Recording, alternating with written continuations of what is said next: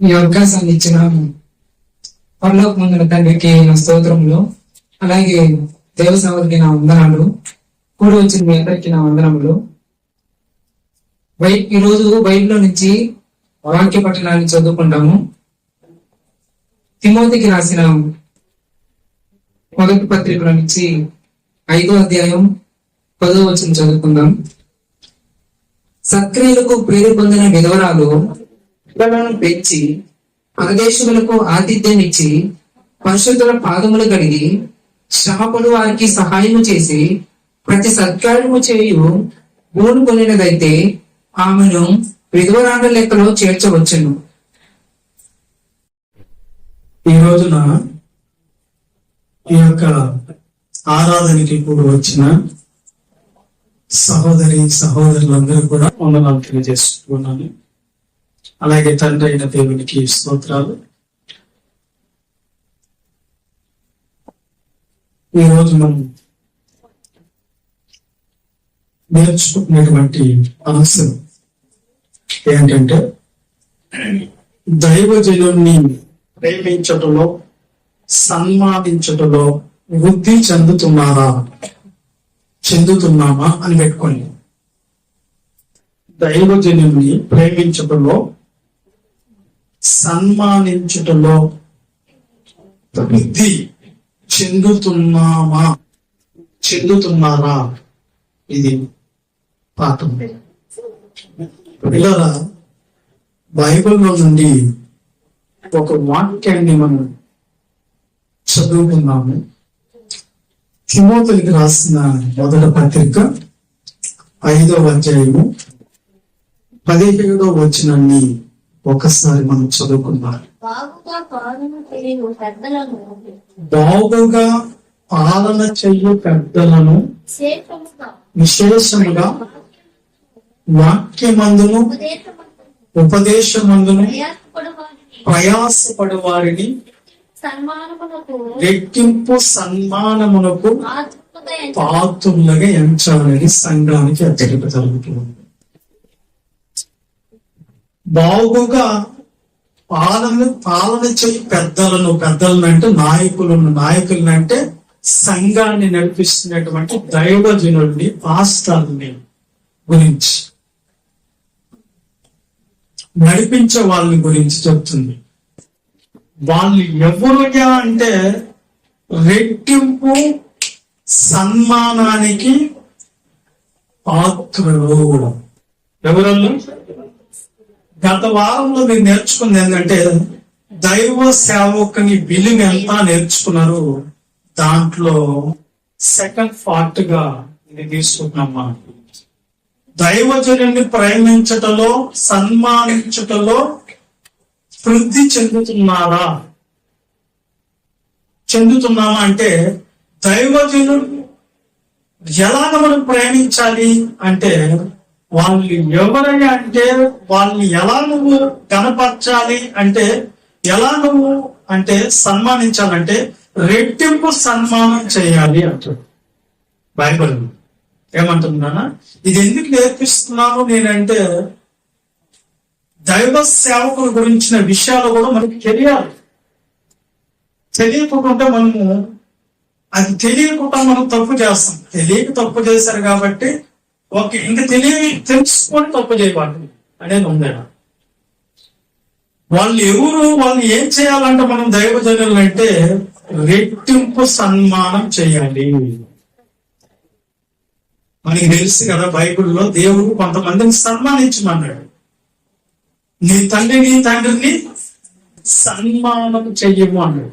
ఎదవరాలని సన్మానించు అన్నాడు. కొన్ని సన్మానాల గురించి చెప్పాడు ఆయన. సన్మానించటం అంటే అర్థం ఏంటి? నేనన్నా సన్మానించటం అంటే అర్థం ఏంటి?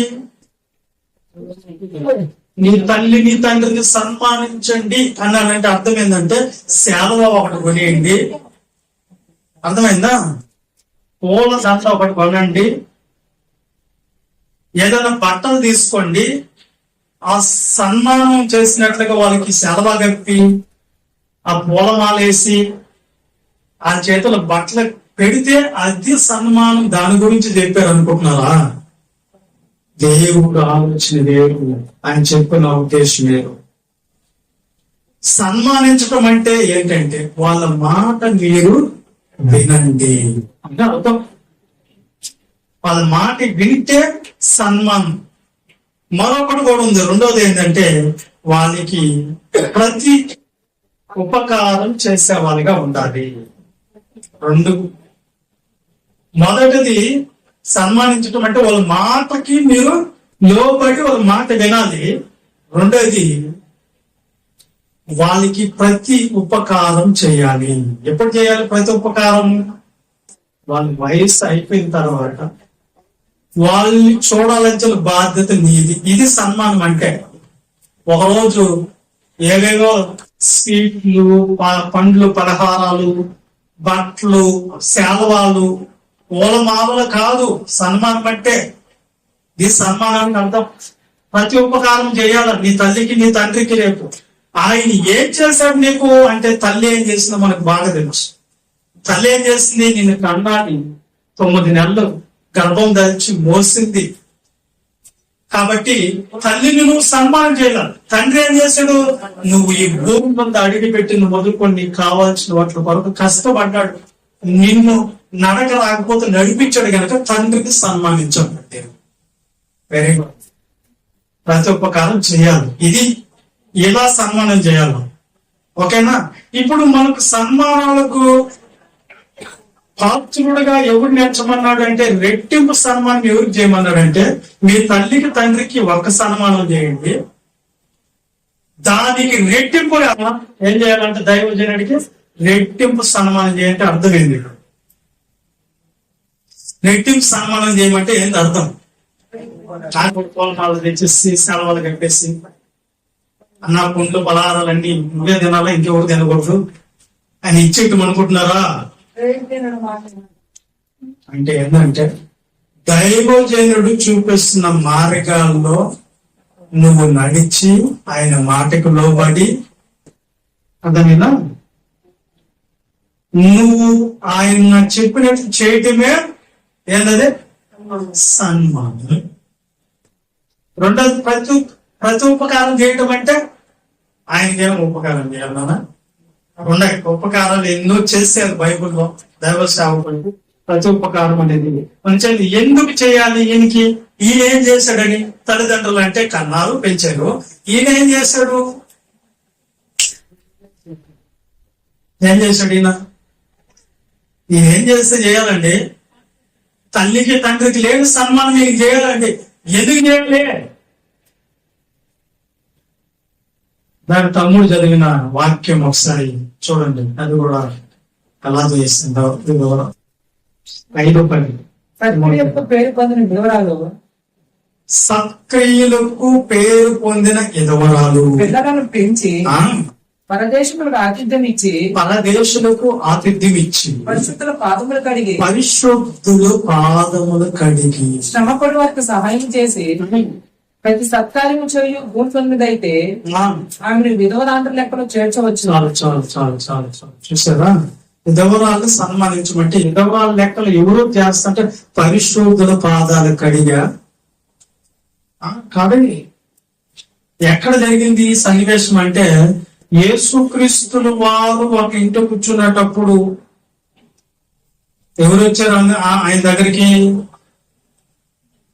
ఆయన పాదాల మీద కన్నీళ్లు కార్చి తల వెంట్రుకలతో పిలిచిందంట. ఆమె ఎవరామె? మగ్దలేని మరియా. అప్పుడు పేతులు వీళ్ళందరూ ఏమి తప్పు పట్టారు? ఈయనేంటి ఆయన పాదాలు పట్టుకునేదేంటి? ఆయన తాకేదేంటి అసలు? తాకూడదు అన్నప్పుడు ఆయన ఏమన్నాడు? నువ్వు ఈ అత్తలు తీసుకుని వచ్చి ఆయన పాదాలు కడిగావు, అర్థమైందా? నీళ్ళు కార్చావు, తల వెంట్రుకలతో తుడిచావు, ఇవన్నీ వేస్ట్, చేయకూడదు నువ్వు. ఆయన ఎవరు? ఆయన శరీరంలో ఉన్నాయన ఏంటి నువ్వు అని అన్నప్పుడు ఆయన ఏమన్నాడు? ప్రభు ఆమె చూసి, పేతురు పేదలు ఎప్పుడు నీతో ఉన్నాడు, నేనున్నాను కదా. నువ్వు కనీసం కడుక్కునేదానికి, తాళ్ళు కడుక్కునేదానికి నీళ్ళు లేదయ్యా. ఆమె వచ్చింది మొదలుకొని నా పాదాలకి కన్నీళ్లతో నా పాదాలు కడుగుతూ తల వెంట్రుకలతో పిలిచింది. ఆమె విస్తారమైన ప్రేమ ఏమిటో నాకు అర్థమైపోయింది అన్నాడు ప్రభు. అప్పుడు ఏమన్నది? ఆమె విస్తారంగా ప్రేమించింది కనుక ఆమె విస్తారమైన పాపాలన్నీ తుడిచివేయబడతాను. అలా నన్ను చేయమని కాదు నేను చెప్పేది. అంత భాగ్యం సేవకులకు ఉంది అనే దానికి చెప్తుంది నేను. అంత లోతుగా మనం ఎదగాలి. సేవకుడు విలువ ఏంటంటే ఈ కోణంలో తీసుకుని స్థిరం పరిశుద్ధుల పాదాలు కడగాల, కడగాలి అని ఉన్నారు. Very good.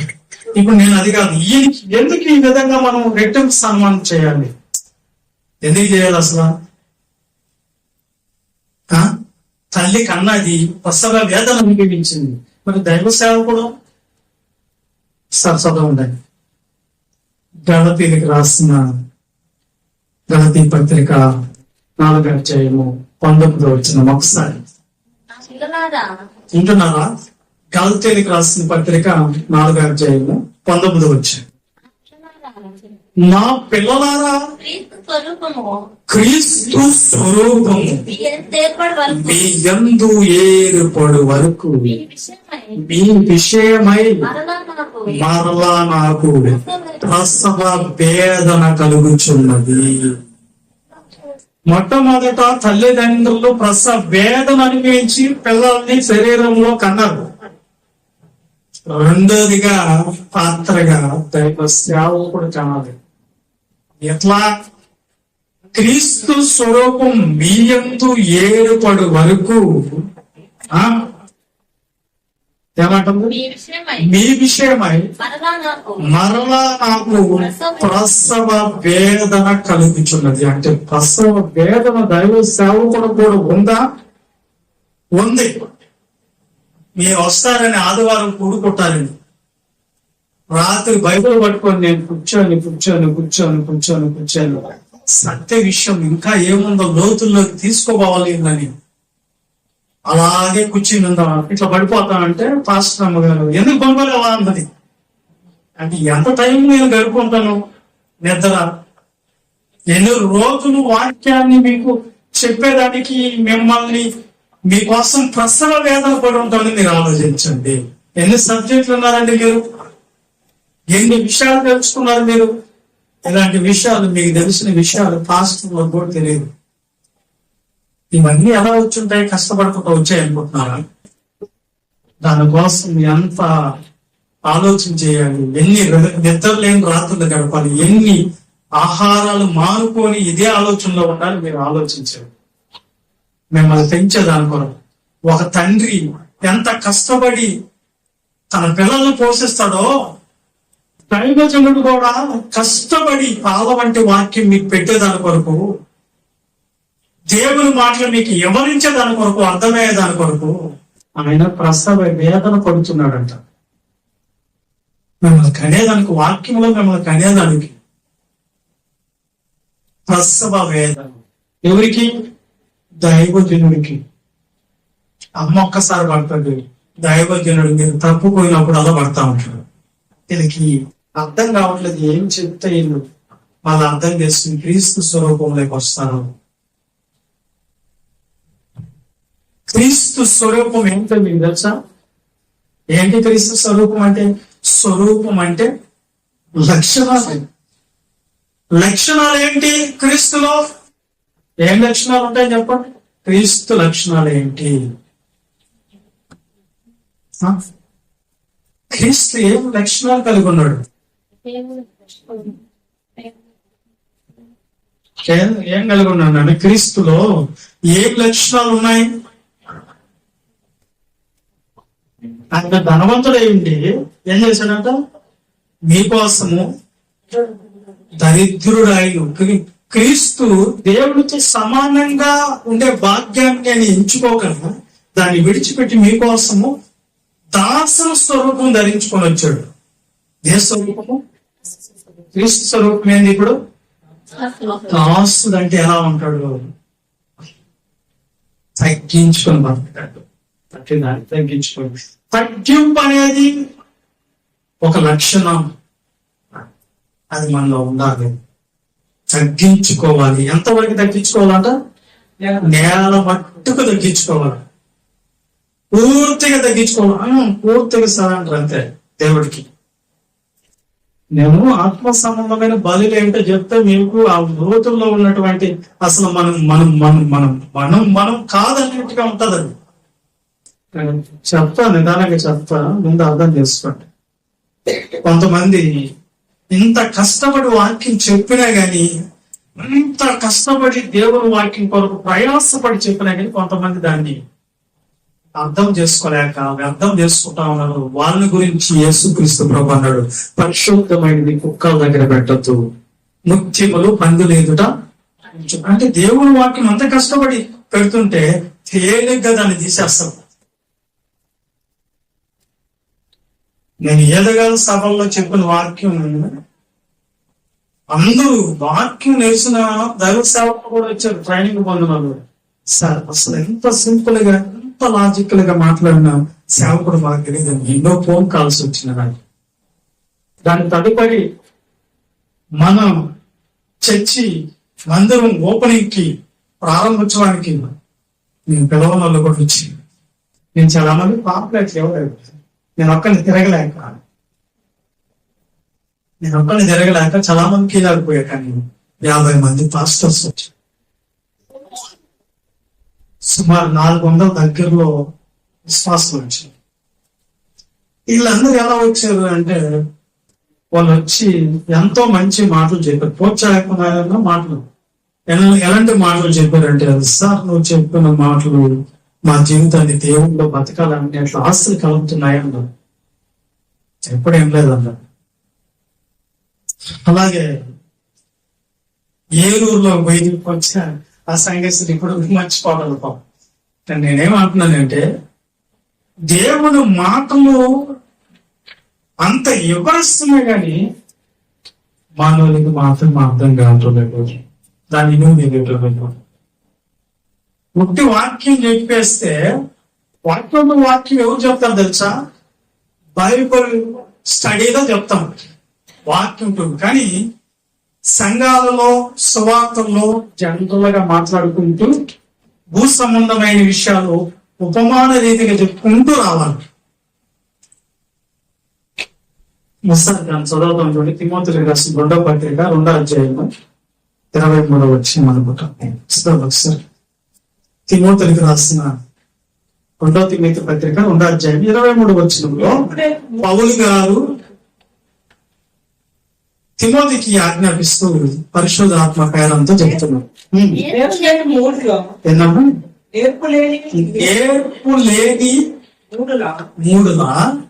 అంటే నేర్పు లేని అంటే నేర్చుకోలేని అంటే నేర్పలేని గొర్రెలు అన్నమాట. వితర్కములు జగడములను పుట్టించునని ఎరిగి అట్టి వాటిని విసర్జించుము. సత్యవిషయమైన అనుభవ జ్ఞానము వారికి కలుగుటకై, సత్య విషయమైన అనుభవంగా జ్ఞానము కలిగిన వాడు సేవకుడు.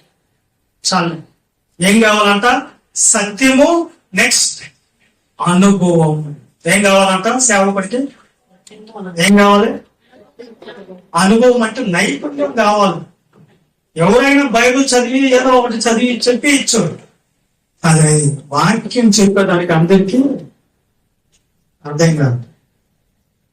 మిమ్మల్ని నిలబెట్టా ఒకసారి 1వ మాట 2వ మాట 3వ మాట చెప్పమన్నా ఏం చెప్పారు? నేను పట్టుకోవాలనుకుంటే ఎన్ని పట్టుకోకూడదు ఏం చెప్పారు?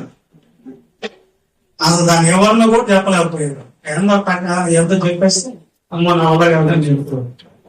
ఎలా మీరుంటే 100 మంది సభల్లో ఎలా మాట్లాడుతున్నారు దైవ సేవకుడు? ఏ తప్పుకు దొరకకుండా మాట్లాడరు. దగ్గర ఎవరు ప్రశ్నించే అంత లేకుండా మాట్లాడాలి. దీని వరకు అనుభవం కావాలి. బైబిల్ చదివిందే చెప్పుకుంటా వెళ్ళిపోతే సరిపోతుంది. ఎలాగ వాళ్ళని జనాలను వాక్యం వినేటట్టు చేసుకోవాలి.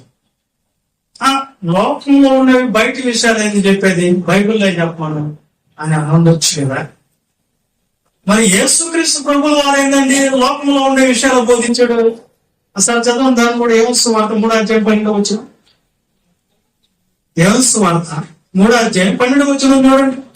భూసంబంధమైన సంగతులు భూ సంబంధమైన సంగతులు నేను మీతో చెప్పి నేను మీతో చెప్పితే మీరు నమ్మకున్నప్పుడు పరలోక సంబంధమైన సంగతులు మీకు చెప్తే ఎలాగ నమ్ముతుంది? మీరు ఎలా నమ్ముతారు? ఆయన ప్రభు బోధనలో కూడా ఉపమానం లేకుండా ఏమి బోధించలేదు ప్రజలకి. ఎందుకు తెలుసా? ఒక భూమి మీద వస్తువుని చూపించి పరలోకానికి సాదృశ్యంగా చెప్పేవాడు. ఒక ఆవగింజ అంటాడు. ఆవగింజ అంటే విశ్వాసం అంటే ఆవగింజ దేనికి సంబంధించింది? కూరలో వేసుకునేది. విశ్వాసం దేనికి సంబంధించింది? ఆత్మకు సంబంధించింది. విశ్వాసం అంటే దేవుడు అంటాడు. అంటే భూ సంబంధమైన విషయాలు చెప్పుకుంటూ వచ్చి ఇత్తువాడు గురించి ఉపమానం అంటాడు. ఇత్తువాడు విత్తనాలు విత్తుడికి అంటాడు. రాత్రి అంటాడు. ముళ్ళపోదలు అంటాడు. అర్థమైందా?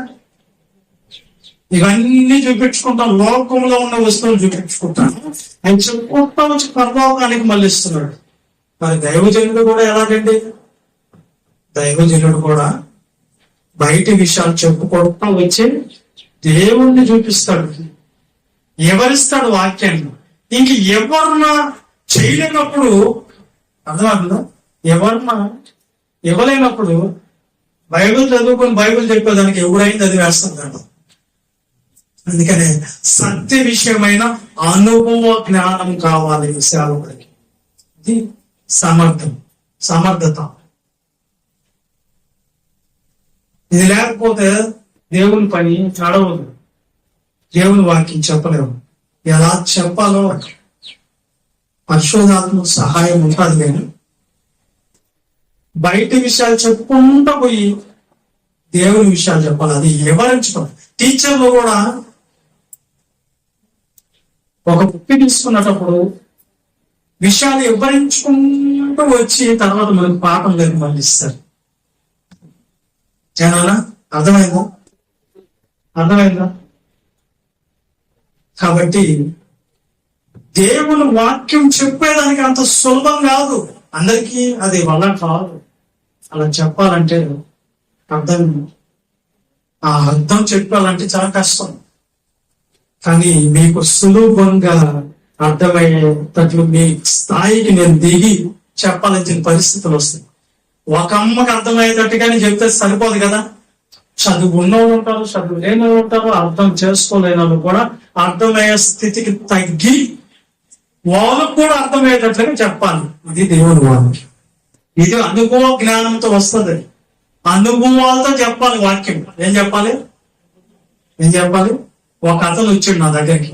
అన్నా, నేను వస్తా కానీ నేను రాగానే నాకు వాక్యం ఇచ్చేయాలన్నా, నువ్వు వాక్యం చెప్పేస్తా అంతే అన్నాడు. నేనన్నా రాగానే వాక్యం ఇచ్చేస్తుంది అంటే విద్య వెనక్కి కుక్కలు ఆడుతుంది. పిల్లలు కొట్టండి, వాళ్ళు లేదు. ఏనండి, ఇంకా రాగానే వాక్యం ఇచ్చేసే పని అయితే, ఆయన చెప్పేసే పని అయితే, మేము ఎంతకాలం ఎంతమంది దైవజనుల దగ్గర ఎన్ని అనుభవాలు పొందుకున్నాం.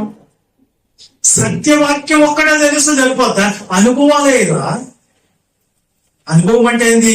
దైవజనుడితో కూడా వెళ్ళాలి, శిష్యుడిగా వెళ్ళాలి. ఏమన్నా ట్రైనింగ్ లేకుండా ఒక టీచర్ పాఠాలు చెప్పగలుగుతుందా? ట్రైనింగ్ లేకుండా ఒక పోలీసు అవ్వగలుగుతాడా? ప్రతి దానికి ముందు మీకు నేర్పించే ఒక అనుభవం రావాలి. కూడా దైవజనుడితో కూడా వెళ్ళాలి. వాక్యం వచ్చేసింది, నేను 2 మాటలు తెలుసుకున్నాను చెప్పేస్తాను కూడా అంటే అది ఉద్రేకం తప్ప ఉద్యోగం కాదు. అది ఉద్రేకం వచ్చేస్తుంది. కొన్ని వాక్యాలు మనకి తెలియదు కానీ నేను కూడా చెప్పేయాలనిపిస్తుంది. అది ఉద్రేకం తప్ప కడవరకు దేవుని కోసం బతికేదానికి కాదు. ఉద్రేకం వేరు, దేవుని కోసం ఉద్యోగం వేరు. పిల్లల్ని కంటే ఆ పిల్లల్ని ఏం చేయాలా? పోషించాలి, నడిపించాలి క్రమంలో. ఇదంతా బాధ్యత ఎవరిదండి? దైవజనుడు.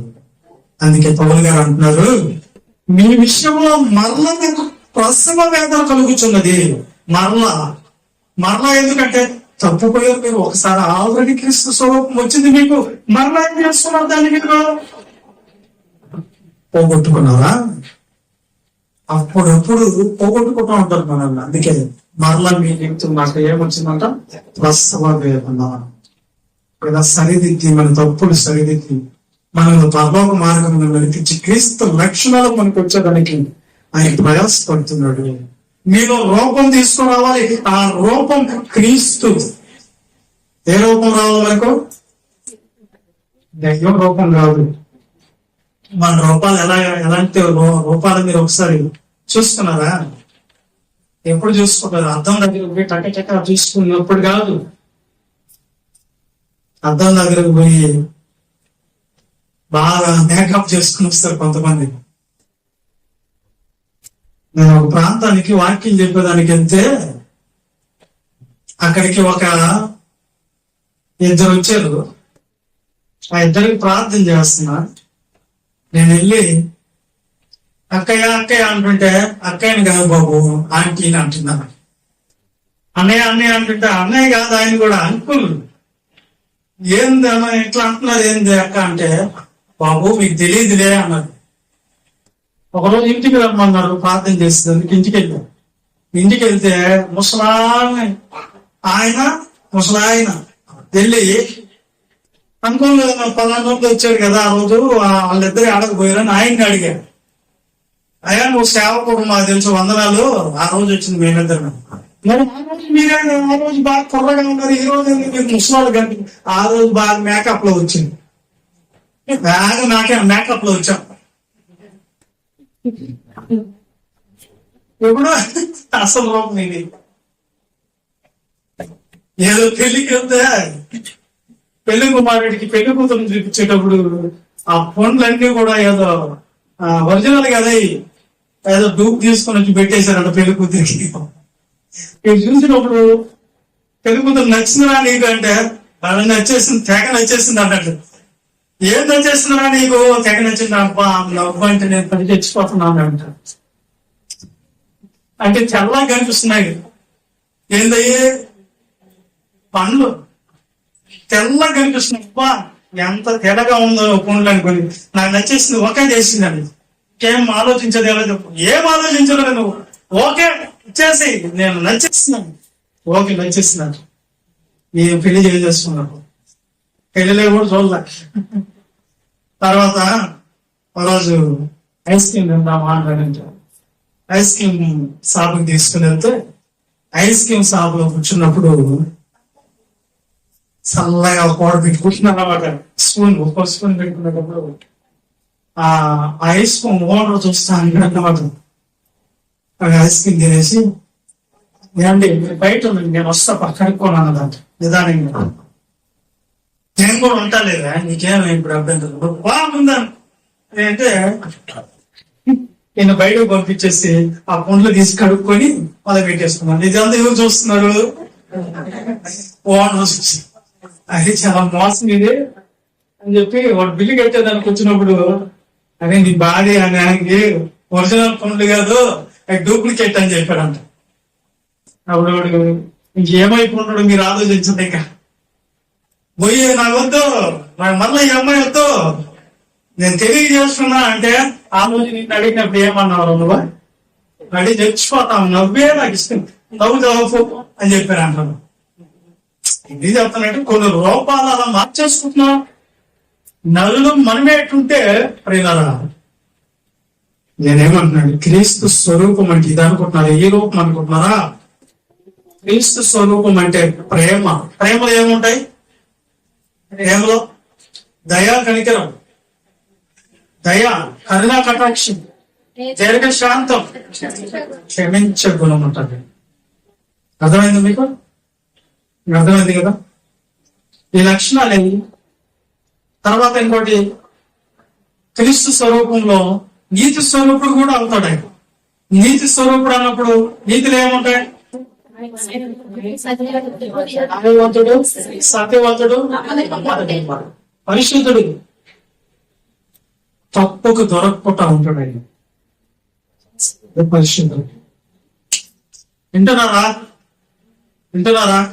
క్రీస్తు స్వరూపం మీ అంటే రావటం లేదా? ఏ రూపం కనిపిస్తుంది? అప్పుడప్పుడు చాలా ప్రశాంతంగా ఉన్న మొహాలు కూడా ఎలా కనిపిస్తాయంటే ప్రశాంతతే కనపడదు. శాంతమ్మా నీకు శాంతం లేదు అన్నట్టుగా ఉంటది, ప్రశాంతే నీకు ప్రశాంతత లేదు అన్నట్టుగా ఉంటది. కొన్ని మొహాలు అలా ఉంటది. నేను ఎలాంటి మంచిదాన్ని మంచివాడిని మనం అనుకుంటాం. ఒకసారి కోపం వచ్చినప్పుడు ఒకసారి మీ అర్థంలో చూసుకోండి, మీ రూపం ఏందో కనిపిస్తుంది. మనుషులు కోపం వచ్చినప్పుడు ఎప్పుడన్నా అర్థం దగ్గర పోయి చూసుకోండి, ఏంద్రా నేను ఎట్లా ఉన్నాను. క్రీస్తు స్వరూపం అంటే ఎలా ఉంటది? దీర్ఘశాంతం ఉంటుంది, తగ్గింపు ఉంటుంది. అర్థమైందా? ఈ రూపం మీద ఎందుకు పోతుంది? ప్రసవ వేదన. ఎవరికి నాన్న? ఇప్పుడు మీరు ఒక మాట అనవచ్చు, నీ గురించి దైవ సేవకుల గురించి నువ్వేం చెప్పుకునేది మాకు తెలియాలి అని కూడా అనొచ్చు. నా గురించి మీరు ఎట్టా తెలుసుకోలేరని నేను చెప్తున్నాను. దేవుడి గురించే మనకి తెలియలేదు, ఆయనే చెప్పుకున్నాడంట ఆయన గురించి. దేవుడి గురించి దేవుడే చెప్పుకున్న పరిస్థితి ఏర్పడ్డది. ఎక్కడది? రోమపత్రిక 19 వచ్చిన చూడండి. అందరు బాబులు వచ్చండి. ఎందుకనగా దేవుని గురించి దేవుడే చెప్పుకునే పరిస్థితి ఏర్పడ్డది. ఎవరు చెప్పరు ఆయన గురించి అని. ఏంటది? ఎందుకనగా దేవుని గురించి తెలియ సత్యమైనది సత్యమైనదేదో అది వారి మధ్య విశదమై ఉన్నది. విశేషమైనదే దేవుడు అది వారికి విశదపరిచింది. అదిగో అది దేవుని గురించి, అది దేవుడే చెప్పుకున్నాడు అంట ఆయన గురించి. ఎవరి గురించే? మరి మనం చెప్పంగా దేవుని గురించి. ఆయన గురించి ఆయన చెప్పుకున్నప్పుడు దైవ సేవకుల గురించి ఎవరు చెప్పుకోవాలి? ఆయన చెప్పుకుంటే అర్థమవుతుంది మీకు. Very good. అర్థమైంది నాన్న? అర్థమవుతున్నాయా? నా మాటలు అర్థమవుతున్నాయా? అర్థం కావట్లేదు. అర్థమవుతున్నాయా? మీకు అర్థమయ్యేది అనుకోవాలంటే ఇంత ఆలోచించి తీసుకొని వస్తాను నేను సబ్జెక్ట్. సత్య విషయమైన అనుభవ జ్ఞానం ఎలా ఉంటది? బాగా అర్థమైంది. ఇప్పుడు ఆయన గురించి ఆయన ఏం చెప్పుకున్నాడు, ఓకే. ఇంకో మాట చూద్దాం, రెట్టింపు. అందుకని ఆయనకి రెట్టింపు సన్మానానికి అర్హుడు. ఎవరు? దైవజనుడు రెట్టింపు సన్మానం. పోయిన వారం మనం చెప్పుకున్న మాటలో ఆయన మన గురించి ఏమైందంట? ఆయన మన గురించి బాధపడితే నువ్వు చేసినంత నిష్ప్రయోజనం అనుకున్నావు. ఈ రోజు ఏం చెప్తున్నాడంటే ఆయన గురించి రెట్టింపు సన్మానానికి పాత్రుడుగా నువ్వు ఎంచుకోవాలి. చూడు, తెస్సలోనీయులకు రాసిన మొదటి పత్రిక 5వ అధ్యాయం 12-13 వచ్చిన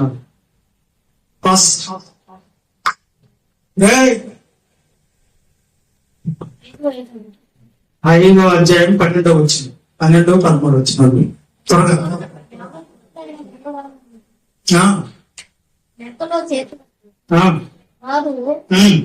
విరోధముగా నిరంకుశపోయినప్పుడు తమ మొదటి విశ్వాసమును వదులుకొని మరియు వారి ఇంటికి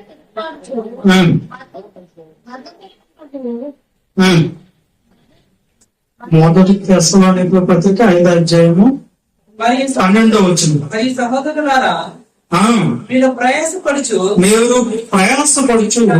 ప్రభువునందు మీకు పైవారైంది బుద్ధి చూపు వారిని మన్నన చేసి వారి పనిని బట్టి వారి ప్రేమతో మిక్కిలి ఘనముగా ఎంచుకోవాలని వేడుకొనిచున్నాము అన్నాడు దైవ సేవకుల గురించి. ఈ మాట మీ పైన ఉన్న వారి గురించి ఈ మాట చెప్తున్నాడు. దైవ సేవకుల్ని ఎలా చేయాలి అంటే, మీలో ప్రయాసపడుచు ప్రభువునందు మీకు పైవారైంది మీకు బుద్ధి చెప్పుచున్న వారు మనల్ని చేసి అంటే గొప్ప చేసి మీ పైన ఉన్న వారిని గొప్ప చేసి, తర్వాత వారి పనిని బట్టి వారిని ప్రేమతో మిక్కిలి ఘనముగా ఎంచుకున్న వాళ్ళని వేడుకుంటున్నాను. ఘనంగా ఎంచుకోవాలి. ఎవరిని ఘనంగా ఎంచుకోవాలి? మనము మన సొంత కార్యంలో మన సొంత రక్త సంబంధాన్ని మన వారందరినీ ఘనంగా ఎంచుకుంటాం. ఘనంగా ఎంచుకోకుండా ఎవరినా తెలుసా? దైవజనుని. బైబిల్ వాక్యం చెప్పినట్టు మనం ఉండాలి. మీ పై నుండి వారిని మీరు గొప్ప చేయాలి, వాళ్ళని ఘనంగా ఎంచుకోవడం పనిని బట్టి. ఏ పనిని బట్టి అంటే ఆయన కలెక్టర్ కాదు. కలెక్టర్కి నువ్వు మర్యాద ఇస్తున్నావు కదా, ఒక డాక్టర్ మీ ఇంటికి వస్తే మర్యాద ఇస్తున్నావు కదా, ఒక ఎమ్మెల్యే వస్తే మర్యాద ఇస్తున్నావు కదా, ఒక పోలీసు వచ్చినా మర్యాద ఇస్తున్నావు కదా. మరి వాళ్ళందరికంటే ఎవరు గొప్ప? దైవజనుడు చేస్తే అని గొప్ప. కాబట్టి దైవజనుడు నువ్వు ఎలా ఎంచుకోవాలంట చెప్పండి? గొప్పగాను గణపగాను ఎంచుకోవాలి. నేను వెళ్తూ ఉంటా కొన్ని ఇళ్ళకి, నిలబెట్టే మాట్లాడుతున్నారు, దైవ సేవకుడు వచ్చాడని కూడా గౌరవం మనకి. ఇంకేంది మీరు ఘనంగా సన్మానించదు? కూర్చుని కూడా ఎవరు కూర్చోమని కూడా చెప్పరు. వీళ్ళకి ఎవరిపై దేన్ని బట్టి కనపరుస్తారంటే దేవుని వాక్యం చెప్పి ప్రయాసపడే వాళ్ళని కాదు. ఇది ఎలాంటి వాళ్ళు ఉండాలంటే కారులో దిగి తక్కువ ఎక్కువ సూటు బూట్లు వేసుకొని వస్తే వాడికి సలాం కొట్టి వాడికైతే కుర్చీ వేసి మర్యాద చేస్తారు. మన చుట్టాలు కాదు, చుట్టాలను గౌరవిస్తారు, మీ బంధువులు గౌరవిస్తారు, వాళ్ళు కాదు మనకంతా. దేవుడు చెప్పింది దేవుడిని అంటే ఘనంగా ఎంచుకోవాలంటే దైవ సేవకులను ఘనంగా ఎంచు. వాళ్ళకి ఏం చేయాలి? రిటర్న్ సన్మానం అంటే 4 పిలిపిలకు రాసిన పత్రిక 4:15 వచ్చింది. త్వరగా చదవండి. పిలిపిలకు రాసిన పత్రిక 4:15 వచ్చిన ఫిలిప్పీయులారా సువార్తను బోధింపనారంభించి మీకు బోధింపనారంభించి మాసిదోనియలో ఉన్న వచ్చినప్పుడు విచ్చు విషయములోను పుచ్చుకున్న విషయములోను మీరు తప్ప ఏ సంఘపు వారును నాతో పాలిన వారు కాలేదు. మాసిదోనియా సంఘం వాళ్ళు దైవజనుడి యొక్క అవసరాలు తీర్చిన సంఘంగా ఉన్నారు. సన్మానించినట్టు. సన్మానం అంటే ప్రతి ఉపకారం చేయాలి. ఆయన మనకు ఏం చేస్తున్నాడు? మన ఆత్మలకు మేలు కలిగిస్తున్నాడు దైవజనుడు. మీ ఆత్మను రక్షించకుండా ఉన్నాడు దైవజనుడు. దేవుని పని ప్రణాళికలు సిద్ధం చేస్తున్నాడు దైవజనుడు. కాబట్టి ఆయనకు మనం ఏం ప్రతి ఉపకారం అంటే ఆయన అవసరాలు తీర్చాలి. ఎవరు అవసరాలు? ఎప్పుడన్నా తీర్చేలా. మీ ఇళ్ళకి వస్తే అన్నయ్య నాకు ఇది కొదువైంది, అది కొదువైంది, ఇదే చెప్తారు తప్ప ఎప్పుడన్నా దైవజనుడా నీకేమన్నా ఇబ్బందులా? ఏం లే. అన్నయ్య నాకు బాధలు ఎక్కువైపోయినాయి, అన్నయ్య నాకు కష్టాలు ఎక్కువైపోయినాయి అన్నయ్య అంటారు తప్ప అన్నయ్య బాధపడుతున్నాను ఎలా? అన్నయ్య వాక్యం చెప్పాలి, మీకోసము ఇవన్నీ సిద్ధం చేయాలి, కానీ ఆయన మాత్రం వద్దు. ఆయన బాధలు మనకు వద్దు. ఆయన కష్టపడటం మనకెందుకు, బాధలు పడటం మనకెందుకు? ప్రేమించటం అంటే దైవజనుడిని ప్రేమించటంలోను సన్మానించటంలోను వృద్ధి చెందాలా అంటే ప్రేమించటం అంటే పట్టించుకోవడం. ఎవరిని? దైవజనుడిని పట్టించుకోవాలి. పట్టించుకోవడం సన్మానం, ప్రతి ఉపకారం చేయాలి ఆయనకి. వాక్యం బోధించినాడు, నా ఆత్మను రక్షిస్తున్నాడు. అలాంటప్పుడు ఆయన ప్రతి ఉపకారం ఏంటి మనం చేసేది? ప్రతి ఉపకారం చేస్తున్నారా? లేకపోతే వాక్యాన్ని విను కూడా ఆయన గురించి ఆయన అవమానాలు బాగా చేస్తున్నారా? నలగర్లో వాడక అనుకున్న వాళ్ళు ఏంటున్నారా? అవమానాలు పాలు చేస్తే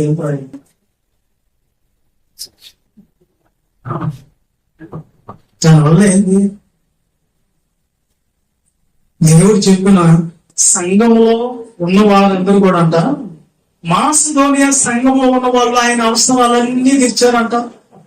ఏం అవసరాలు తీర్చుంటారు? ఆ దైవజనుడికి ఒక్కడికే మేము ఉంటాం. అసలు ఆ దైవజనుడు ఎలాంటోడంటే ఒకసారి గణతి పత్రిక 6:6 చూడండి ఎలా ఉండమంటుందో. ఈ దైవజనుడి గురించి కూడా మనకు అన్ని వాక్యోపదేశం పొందువారు వాక్యోపదేశం పొందే వాళ్ళు ఎవరు? వారికి వాక్యోపదేశం ఎవరు పొందుతున్నారు? వేరే కదా. ఉపదేశం వేరు, వాక్యం వేరు. ఉపదేశం అంటే ఘాటుగా ఉంది. మనల్ని పరిపూర్ణులకి చేసేదానికి దేవుడు అపోస్తలుని, ప్రవక్తలని, సువార్తికులను, కాపరులను, ఉపదేశకులను ఇచ్చాడు. ఎవరెవరిని ఇచ్చారు? ఎవరెవరిని ఇచ్చారు? అపోస్తలు. ఒకటే అపోస్తలు ఫౌండేషన్. తర్వాత ప్రవక్తలు, తర్వాత సువార్తికులు, తర్వాత కాపరులు, తర్వాత ఉపదేశకులు. ఇవన్నీ ఒక ఆయన చేసినట్టుగా కూడా ఉంది బైబిల్లో. ప్రవక్తగా పిలువబడ్డాడు, కాపరగా పిలువబడ్డాడు, ఉపదేశకుడు అయ్యాడు, సువార్తికుడు అయ్యాడు. ఎవరైనా యేసుక్రీస్తు ప్రభు. ఇన్ని ఉన్నాయి మాకు. ఫౌండేషన్ నెంబర్ 1 బేసిక్ లెసన్స్ మీకు చెప్పాడు. ఫౌండేషన్ అపోస్తలుల బోధ యందు పునాది వేశాం నీలో. ఆ పునాది మీద కట్టాలి మిమ్మల్ని. అందుకే ఇన్ని రోజులు బాప్తీసం లేదు. కొంతమంది అయితే నాకు బాప్తీసం ఇవ్వటం లేదా పాస్టర్, నేను చచ్చిపోతే ఏంది, నేను ఎందుకు చచ్చిపోనిస్తాడు? ఒకప్పుడు లోకంలో పనికి మాలిన దానికో బతికినప్పుడే దేవుడు నేను కాపాడుకున్నాడు. ఈ రోజు నీ కోసం బతుకుతాను, నేను ఇన్ని నేర్చుకుని నేను బాప్తీసం తీసుకుంటానంటే ఆయన నేను చంపుతాను.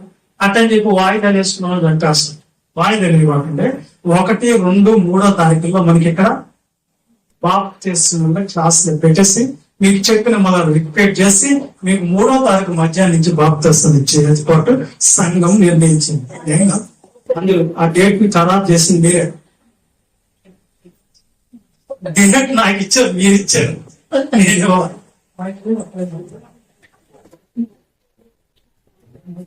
నువ్వు తప్పించుకొని తిరుగుతా ఉంటే ఎక్కడ చెప్తారు? ఆదివారాలు ఆరాధనకి రావాలి. ఓకే, అర్థమైంది నాన్న. ఇప్పుడు ఇక్కడ ఏముంది? ఉపదేశం పొందే వాళ్ళు మీరు. ఉపదేశం కూడా ఎలా ఉంటుంది తెలుసా? ఉపదేశం ఎలా ఉంటుంది తెలుసా? ఇది ఫౌండేషన్ అనుకోండి. ఏళ్ళు గట్టిగా స్థిరమైందిగా ఉంటుంది. ఈ 5 ఏళ్ళకి సపోర్ట్. ఈ బట్టలు ఏళ్ళు లేకపోతే గ్లాస్ పట్టుకొని చూద్దాం ఎలా పడదు. సంఘాన్ని పట్టుకోవాలన్నా కానీ ఇది మేలు. ఫౌండేషన్ ముఖ్యం. ఫౌండేషన్ బేసిక్ ముఖ్యం. అందుకని మీకు బలమైన మాటలు చెప్పి రాగానే నుంచేయాలి మిమ్మల్ని. పాస్ట్ ఒక ఆయన వాళ్ళు రాయంగా దొరికంగానే రాయండి బాప్తీసాలకు దిగింది అని చెప్పేసి బాప్తీసాలు ఉంచేసి మీకు తాళం పెట్టేసి నా మాట మీరు ఎలా అన్నాడు. ఇదేం కదా, అదొక బోధ. విచిత్రమైన బోధలు అయింది. అట్లా చేయలే. నేను మీకు అన్ని నేర్పించి మీకు పునాది వేసా. గట్టిగా నిలబడాలి మీరు. కానీ కొన్ని పునాదులు కదలుతున్నాయి. కదలకూడదని గట్టిగా మళ్ళా ఉపదేశం కూడా వస్తుంది. తర్వాత ప్రవక్త ఏం చేస్తాడు? ప్రవక్త పని ఏంటంటే ప్రవక్త ఏం చేస్తాడు చెప్పండి? అపోస్తలులు సంఘాన్ని నిర్మించడంలో ఫౌండేషన్ వేశారు, పునాది. మిగతా ప్రవక్తలు ఏం చేస్తున్నారు? పొడస్తానే ఉంటారు మమ్మల్ని. ఏం లేదు పొడవటం అంటే నువ్వు ఎక్కడసారి లేవు, నువ్వు ఎట్టదాని అట్టదాని నీలో బండారం ఉంది పని. పొడవటమే అని పని. అప్పుడు మనం ఏమనుకుంటాం? ఒక్కోసారి ఈ రోజు చాలా ఘాటుగా చెప్పేసాను పాస్ట్ నా గురించి అంటాం, కానీ నీ గురించే చెప్పేది. ఆ ఏడు ప్రవక్తల పని ఏంది? గర్దించే పని వాళ్ళు. మధ్యలో ఉండే ఏదండి? సువార్త. సువార్త ఇక్కడ పని ఏంటంటే సంఘాల గురించి అవసరాలు సువార్త బయట చేసుకోవడమే పని అంటాం. సువార్త కూడా చేస్తుంది. తర్వాత పని ఏంది? ఏలు కాపరి. కాపరికి ఏం చేస్తారు? ఏలికి వెళ్ళి పెడతాము. కాపరికి గొప్ప గణప. ఎందుకు అంటే ఈ ఫౌండేషన్ వేసినప్పుడు కొన్ని పునాదులు గడిగిపోతాయి. ఈయన వచ్చి గద్దించిన కానీ మళ్ళీ కొన్ని పునాదులు ఏం చేస్తాం? ఈ మాట ఎవరు వింటారో కఠినంగా చెప్పాడు అంటాం అన్నమాట. యేసుక్రీస్తు నమ్మ శిష్యులు 70 మంది మీరు తినేదానికి వచ్చారు రా, రొట్టెల కోసం వచ్చారు మీరు అన్నాడు. ఈ మాట ఊరినడు కఠినంగా మాట్లాడాడు. ఆయన మేమేరా ఆయనతో కూడా. ఆయన ఏమైనా బాధపడ్డారా? రాకపోతే పోండి అనేసి కఠినంగా ఉంటాయా? ఈయన అనే మాట్లాడుతూ ఉంటాయి. తర్వాత సువార్త, తర్వాత ఈయన కాపులు ఏం చేస్తాడంటే వచ్చి ఈ నడవలేని గొర్రెలు అయిపోతాయి ఇప్పటికి. ఎందుకంటే ఈయనేం చేశాడు, పొడిషల్లా గాయపడిపోతుంది ఉదయంలో, పైకుండా గాయపడిపోయినప్పుడు మళ్ళా కాపర్ ఏం చేస్తాడు, మళ్ళా కాపర్ అయిపోయి మళ్ళీ భుజాల ముందు ఎత్తుకొని మళ్ళీ ఆ గొర్రెకి ఏం చేయాలా, గాయాన్ని ముందేయాల. ఇవన్నీ కనిపిస్తాయి సేవకుడు. ఒక్కడనుకోబాకండి, సేవకుడు ఒక్కడనుకోబాకండి. ఒక పక్క పునాది వేస్తానే, ఒక పక్క గద్దిస్తానే, ఒక పక్క సువార్త చెప్తానే, ఒక పక్క మళ్ళా మిమ్మల్ని ఏం చేస్తాడు, ఆదరించేవాడు కూడా సేవకుడు. మళ్ళా వస్తాడు, ఏ గాయపడిన గొర్రెకి ముందేసి దాన్ని మళ్ళా భుజాల మీద ఎక్కించుకొని వస్తాడు. పిలిస్తే ఆ పని చేస్తాడు. లాస్ట్ ఉన్నాడు ఒక మళ్ళా లాస్ట్ మళ్ళా ఇంతే ఉంటాడులే సేవకుడు, ప్రేమతో చూపిస్తాను మళ్ళీ అంత అనుకోకూడదు. మన ఉపదేశం ఘాటుగా ఏదంత ఉంటది, పచ్చిమిరకాయ దాని కొడుకు చూసి ఎలా ఉంటది, పక్కన ఉంటది. అదంటే ఉపదేశం. ఇది ఉపదేశకుడు ఉపదేశం చేసినప్పుడు కారంగా ఉంటది, కానీ తప్పదు. అప్పుడు పరిపూర్ణతలోకి వస్తుంది. మన ఆత్మ పరిపూర్ణతలోనికి ఆ గద్దెంపులు ఖండింపులకి ఇవన్నీ నిలబడితే మనకేమొస్తుందంట, ఏమొస్తుందమ్మా, పరిపూర్ణత. అన్నిటికి తట్టుకున్నప్పుడు పరిపూర్ణత వస్తుంది. అందుకొరకే వాళ్ళు నియమించాడు. ఇప్పుడు ఉపదేశం పొందే వాళ్ళు ఎవరు? మీరు. ఉపదేశించండి దైవ సేవకులు. చదవండి.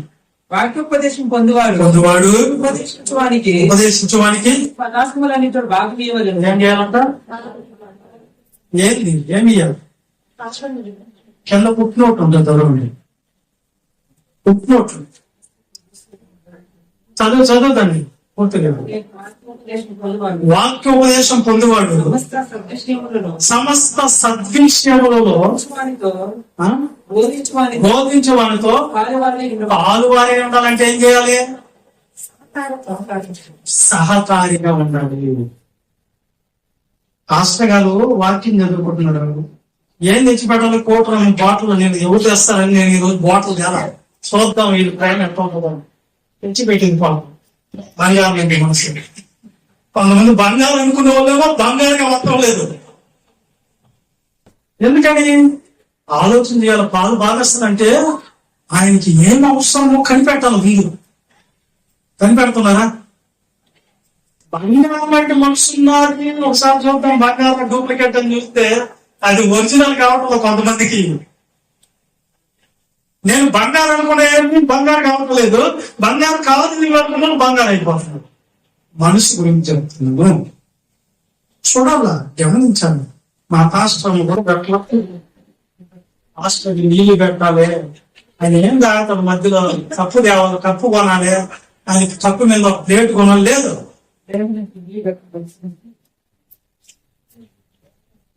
దైవ సేవకుడికి స్టార్ట్ అయిన సహాయం అంటే ఎందుకు ఇచ్చాడు? స్త్రీని సహకారంగా ఉండదు, గమనించాలి. పాలు భాగస్థులు అవ్వాలి మీరు. ఎవరితో? ఈ పాలు భాగస్థులకు వస్తున్నారు చెప్పండి.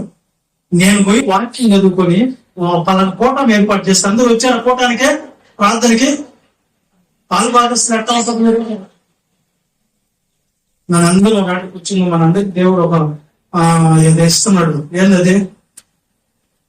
ఒక జీతం ఇస్తున్నాడు, మనందరూ పంచుకుందాం, మన టీం పంచుకున్నారా అంటే దొంగలు కూడా ఎట్టిస్తాము, పానవులకి ఇస్తారు. మీరు ఇస్తారా? మీరందరూ పనికి వెళ్ళారు, ఆ పని చేస్తే ఇంత డబ్బులు వచ్చినాయి, కూర్చొని నేను అందరూ పంచుకుంటున్నారు. పనిలో ఉన్న వాళ్ళ వరకే వస్తాయా? బయట ఉన్న వాళ్ళు కూడా ఇస్తారా? పాలు భాగస్థులు అవ్వాలంటే ఆయన ప్రతి అవసరానికి మీరు సహకారంగా ఉండండి. ఆయనకి ఏం కావాలో చూసుకునే బాధ్యత మీరు. ఉపదేశం పొందుతున్నారు, శిష్యులుగా నేర్చుకుంటున్నారు. మీరు కూడా వెళ్ళాలి. సువార్త పనులు పాలు భాగం పండాలి. కుటుంబ ప్రార్థనలు ఉండాలి. పరిచర్య ఉంటే పరిచర్యలో కూడా ఎలా ఉండాలి? పాలు భాగస్థులు పాలు భాగస్థులుగా ఉండి సహకారులుగా ఉండాలి అంటాడు ఆయన. సహకారులుగా ఉండాలి. మీరు చెప్పాను కదా, పౌలు సేవలో సహకారులు ఎవరే అంటే స్త్రీలు. సహకారం అంటే ఎలా ఉంటారు? సహకారం అంటే ఎలా ఉంటారు?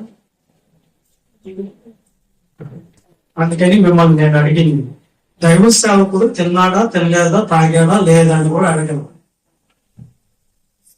ఇంకా సహకారంగా ఉన్నప్పుడు అంతే కదండి. సహకారంగా ఉన్నప్పుడు ఈ పనిలో ఒక్కళ్ళు వదిలేసారు, ఆయన అందరూ పాటలు పాడుతున్నాడు, మీరేం చేయాలి? పాలు భాగస్థులు అవ్వాలి. సద్విషయాలన్నిటిలో అంటే పాలు భాగస్థులు ఎలా ఉండాలి? నేను దిగేసి వచ్చాను, ఆయన తినకపోతే నాకు ఎందుకు అనుకుంటారా? నేను తాగేసాను, ఆయన తాగకపోతే నాకు ఎందుకు అనుకుంటారా? అన్న మీరు తిన్నారా లేదా? అలా చేస్తారు పరిచర్య. సహకారులుగా ఉన్నారు. ఎక్కడ ఎక్కడ మీరు వాక్యం ఒక్కటే ఇంటే సరిపోతుంది. వాక్యాన్ని ఏం చేయాలి? అనుసరించాలి. గుర్తు పెట్టుకోండి. మళ్ళా నేను చెప్పామని తెలుసుకోవి, ఎవరో వాక్యం తెలిసి ఏదో అంటారు విడి జ్ఞానాలతో చెప్పుకున్నారు అనుకో. మా పాస్టర్ చెప్పాడు, నువ్వేం చెప్తామంటే వాడికి వచ్చినంత చెప్పేస్తున్నాను జరగబడుతుంది, అపవాదం అవుతుంది. వద్దు, మీరు పరిశీలించుకోండి వాక్యం పెట్టండి. ఆయన చెప్తా ఉంటాడు, ఎన్నో ఉన్నాయి వాక్యాలు అని వస్తారు. ఇప్పుడు పాలు భాగస్తులు చిన్న విషయాలు చెప్పుకున్నాం. తిమోతి రాసిన 5:17 వచ్చినాం కదా, మనం చదువుకున్నాం కదా ఇందాక. బాగుగా పాలన చేయు పెద్దలకు విశేషముగా వాక్యమందు ఉపదేశమందు ప్రయాసపడు వారికి పాత్రలుగా ఇచ్చాలి. అంటే ఇది పాలు బాగా సహకారులుగా ఉన్నాడు. సహకారులు ఎవరండి? దైవజనుడు మందను మేపుకుంటున్నాడు. మంద పాలు తాగేదానికి ఆయన తప్పు లేదా? మనకేమో కాదు. నేను లెక్క కడితే దైవ సేవకుడు ఇచ్చింది ఎక్కువ ఉంటుంది. కానీ కొన్ని సంఘాల గురించి చెప్తున్నాను. దోసుకునే వాళ్ళకి అలాంటి వాళ్ళకి ఇస్తాం మనం. దేవుని సేవ కొరకు ఇవ్వాలి, ఖర్చు అవ్వాలి. నిత్య జీవం రావాలంటే దేవుని కోసం మనం కష్టపడాలి, శ్రమ పడాలి, మనకున్నది ఇవ్వాలి. అవసరమైతే మనమంతా కూడా దేవుడికి అంకితం అయిపోవాలి. అప్పుడు కానీ రాదు ఆ లోకం మనకు. ఏ లోకం అది? అది ప్రభు సేవకుడి గురించి అయితే ఒక చిన్న విషయాన్ని ఒక ఆమె గురించి చెప్పి మీకు ముగించేస్తాము. 2 రాజుల గ్రంథం 4:8 ఇక్కడ ఒక ఆమె దైవజనాన్ని ఎలాగ సహకారంగా ఉందో చూద్దాం.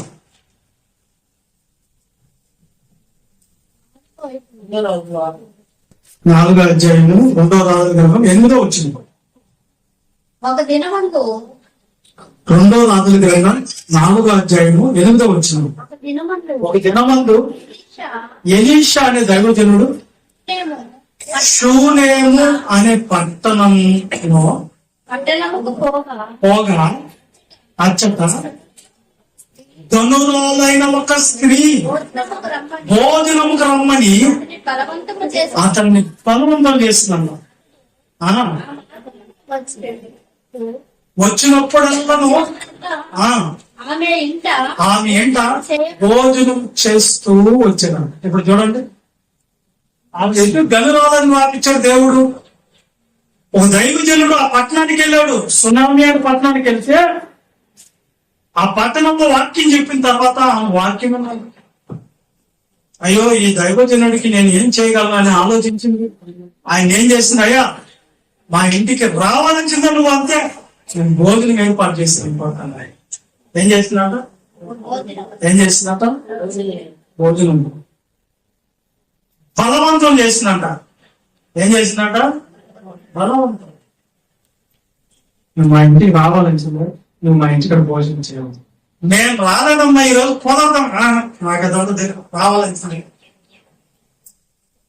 ఈ వాక్యం ఒక దగ్గర చెప్పాను. వాక్యం అయిపోయాక ఇద్దరు తగులుకున్నాము. మా ఇంటికి రా, మా ఇంటికి రండి, ఎవరు ఇంటికి పోవాలి అక్కడ చేయబాకండి. ఇక్కడ ఏం చెప్తుందంటే మా ఇంటికి రావాల్సిందే, నువ్వు భోజనం చెయ్యాలి. అప్పుడు ఆయన ఆ ఊరు వచ్చినప్పుడల్లా తరుసుగా ఆమె ఇంట్లో భోజనం చేయొచ్చు వచ్చును.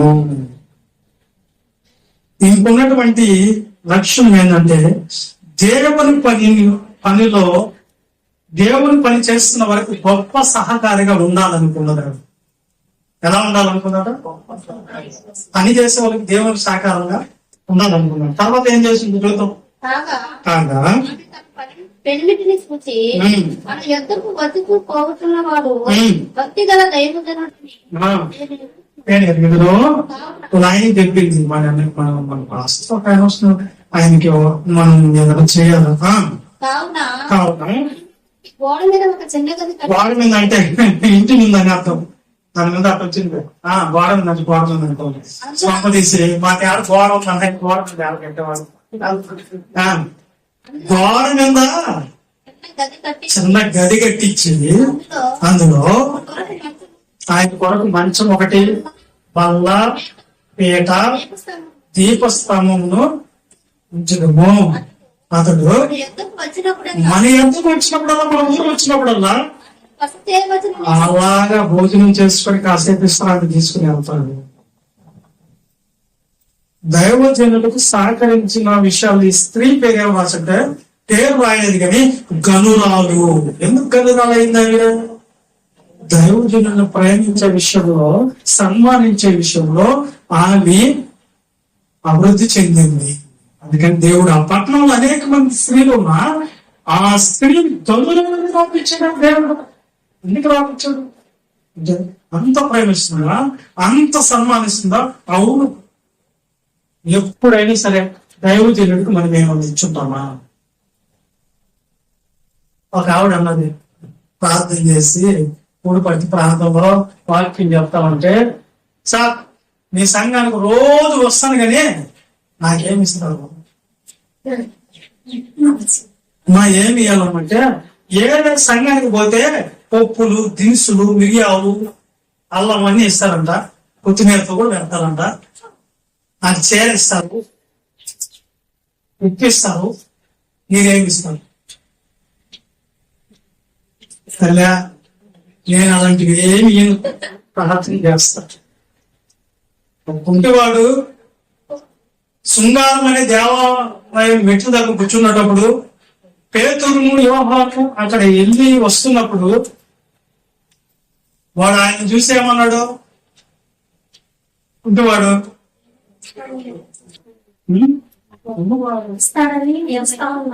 ఏదన్నా ఇస్తాడని ఎదురు చూస్తున్నాడంట. అప్పుడు వాళ్ళు ఏమన్నారు? 3వ అధ్యాయంలో ఉంటది అదే అపోస్తల కార్యాలా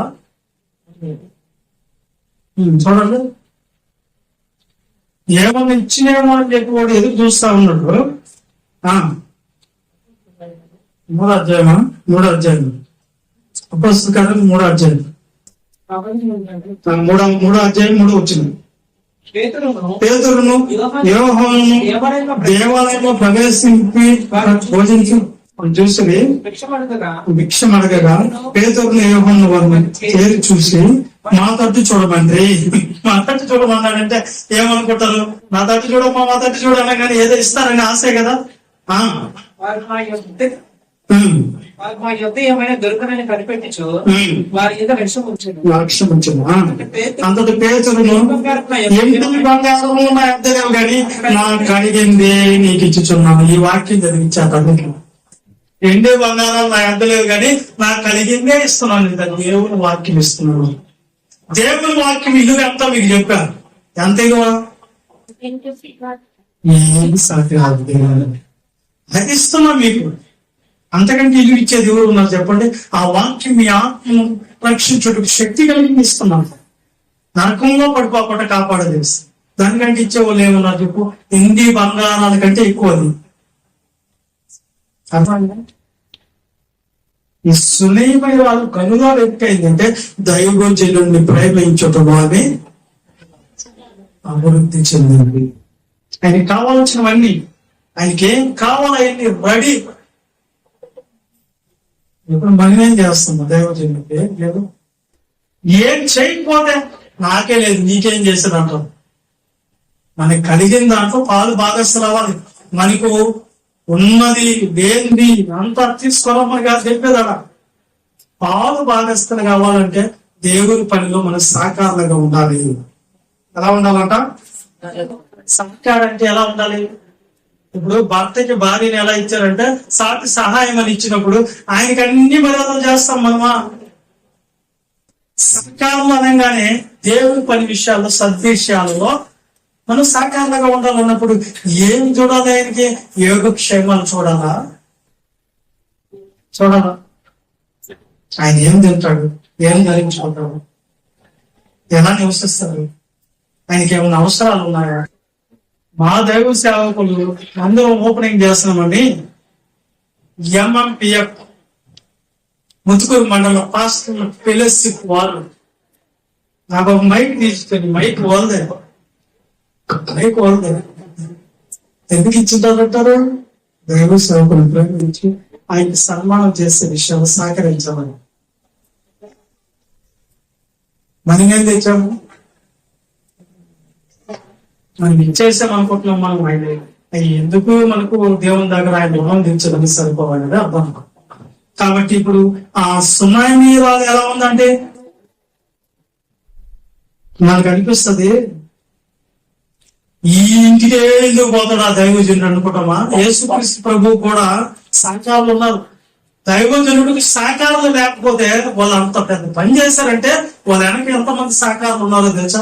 ఒకసారి యేసు ప్రభు కూడా ఒకసారి లోకసువార్త 10:38 చూడండి. బేతనీయ వెళ్ళేవాడంట, బేతనీయ ప్రాంతానికి వెళ్ళేవాడంట యేసుక్రీస్తు ప్రభు వారు కూడా. అంటే వారు ప్రయాణమై పోతుండగా ఆయన యొక్క గ్రామంలో ప్రవేశించారు. టైం అయిపోయింది, రైట్?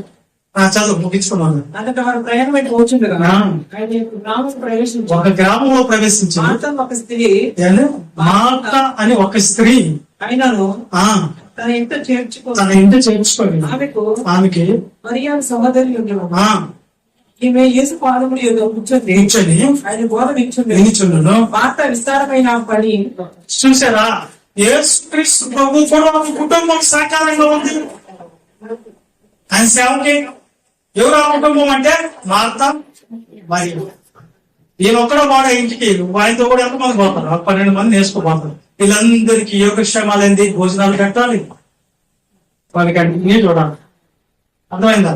అలాగే ఒక్క సేవకుడిని ఒక్క రోజు మనం పిలిచి ఆతిథ్యం చేయలేనప్పుడు, సహకరించలేనప్పుడు దేవుడు యొక్క కృప దేవుని ఎలా వస్తుంది మనకు? ఏం సహకరించినట్లు? సహకారంగా ఉన్నామంటే సరిపోద్దా? పాలు భాగస్థలు అవ్వాలంట.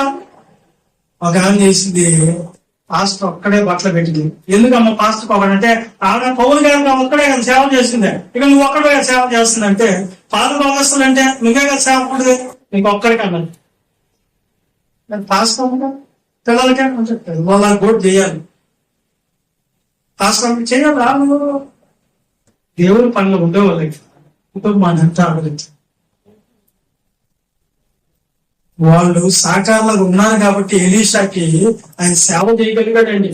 ఆయన ఒక్కడే చేయలేదు, దేవుడు చూసుకుంటాడు. ఆయన విషయం మనకి ఎందుకు అనలేదు. గనురాలు అయిందంట.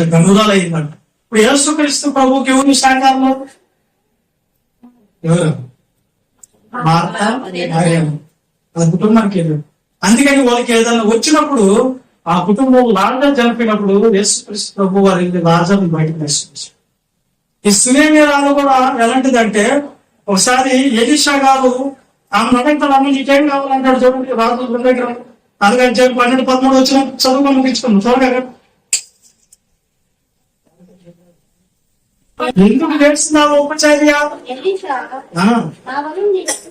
అదిగో ఆమె అడిగాడు, అమ్మ నాకు ఇంత చేసావు, ఒక రూమ్ కట్టించావు, మంచాన్ని ఇచ్చావు, కంచాన్ని ఇచ్చావు, దీపాన్ని ఇచ్చావు, పేటని ఇచ్చావు, ఇన్ని చేసావు కదా, నీకేమన్నా నా అవసరంలో ఏమన్నా ఉన్నాయా అంటే ఆమె ఏమన్నది చూడండి.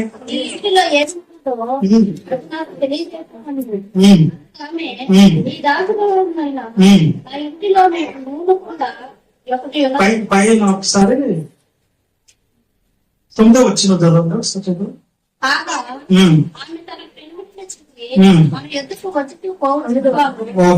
భక్తి గల దైవజనుడని కావున మనకు అతనికి గోడ మీద జరిగించి అందులో అతని కొరకు మంచము బల్ల మన ఎద్దకు వచ్చినప్పుడల్లా అందులో బస్తే వచ్చిన నీకు ఏం కావాలమ్మా అని అడిగితే నీ రాష్ట్రాలు నాకు ఇప్పుడు ఏం వద్దు అంటున్నాడు. నేనే దాన్ని ఆశించటం లేదు, దేవుని కోసం చేస్తున్నాను. ఇకపోతే పౌలు గారి సేవలో ఎవరు సహకారులు అంటే, పౌలు గారికి ఎవరు సహకారులుగా ఉన్నారండి? ఫిలిప్పీయులకు రాసిన పత్రిక 4:3 చదవడం ముగించుకున్నాం. అది చదవండి, అయిపోయింది. చెప్తా ఉంటే పొడిగించుతూ ఉంటే ఎక్కువ అయిపోతుంది. అవును నిజమైన సహకారి. అవును నిజమైన సహకారి. స్త్రీలు ఆ స్త్రీలు వీటితోనూ, నా ఇతర సహకారంతోనూ వార్తకునిలో నాతో కూడా ప్రయాసపడ్డారు కనుక వారికి సహాయం చేయమని నేను వేడుకొంచున్నాను. సహకారులు అంటే ఎలా ఉండాలంటే, లోటుపాట్లు వస్తూ ఉంటాయండి. ఒక్కోసారి సేవకుడు మనల్ని జరుగుతుంటాం, మీ ద్వారా సేవకుడికి వస్తూ ఉంటాయి. అన్ని మనం ఏం చేయాలంటే మనం సహకారులుగానే ఉండాలి. ఏమన్నా సేవకుడు ఒక్కడే కష్టపడుతున్నాడు, అంటే కష్టం మీకు తెలుసా అని అంటే, అవును కష్టపడుతుంది, నాకేంటి బాధ, అవును పడతాడు, నాకేంటి అనకూడదు. నువ్వు సహకారంగా ఉండాలి. అవును కష్టాన్ని గుర్తుపట్టమని ఇవన్నీ చెప్పింది రెట్టింపు సన్మానానికి. అలా చేయకపోతే ఆయన ఏమన్నాడు తెలుసా, నీవు ఎవరినైనా ఒక చిన్నవాడిని నీ ఇంట చేర్చుకొని గిన్నెడు మంచి నిలిస్తే ఆ ఫలితము ఏమంటాడు, మర్చిపోండి పరలోకంలో అన్నాడు. నా ఖర్చు చేర్చుకుంటే పరలోకం మర్చిపోండి గిన్నెడు మంచి నిలిస్తే అంటే ఇంకా దానికంటే మించి చేస్తే మనము మర్చిపోతాడా? మర్చిపోడు. తీర్పులో కూడా అదే చెప్పాడు. 25 మధ్యస్థ వార్త 41 ఏమంటాడు, చదవని అవసరం లేదనుకో. ఏమంటాడా, తీస్తే చదివి ఎందుకంటే వచ్చింది కాబట్టి. కానీ ఫస్ట్ అప్పుడు ఆయన చెప్పింపబడిన వాళ్ళారా నన్ను పిలిచి అపవాదికి మన దూతలకు సిద్ధపరిచిన విద్యార్థిలోకి పోయి 24 గంటలు మా బంధువులకు పెడతాము, మా రక్త సంబంధం చూసుకుంటాము, వాళ్ళకి పెడతాం, వీరికి పెడతాం, కానీ దైవ సేవకుడినే పట్టించుకోమంటే అప్పుడు వాళ్ళు శపించబడిన వాళ్ళారా అన్నాడు. దైవ సేవకుడు పిలిస్తే వెళ్ళము, ఆ సేవలో సహకారంలో ఉండమన్నారు. అర్థమైందా? ఇప్పుడు చెప్పండి, అప్పుడు ఎవరయ్యా నువ్వు ఎప్పుడు వచ్చావా, నీకు ఎప్పుడు సహకారం అందిలేదంటే దేవుడు అప్పుడు ఆయన ఏమన్నాడు తెలుసా, ఇదిగో ఈయన సహోదరుల్లో ఒకరికి నేను చేశారు కానీ నాకు తెలుసు. నేను రోగుల ఇంటిని నన్ను చూడవచ్చారు, నేను వస్త్రాలు ఇచ్చాడు, ఇవన్నీ కూడా ఇచ్చారా, నాకు అన్నం పెట్టారు, పెట్టిన ఉన్నారు, అన్నం పెట్టిన ఉన్నారు. ఎన్ని అడిగాడు ఆయన. రోగం అయి ఉంటే మీరే పట్టించుకోవాలి, రోగంతో ఉంటే వస్త్రాలు లేనప్పుడు వస్త్రాలు కూడా మీరే ఇయ్యాలి.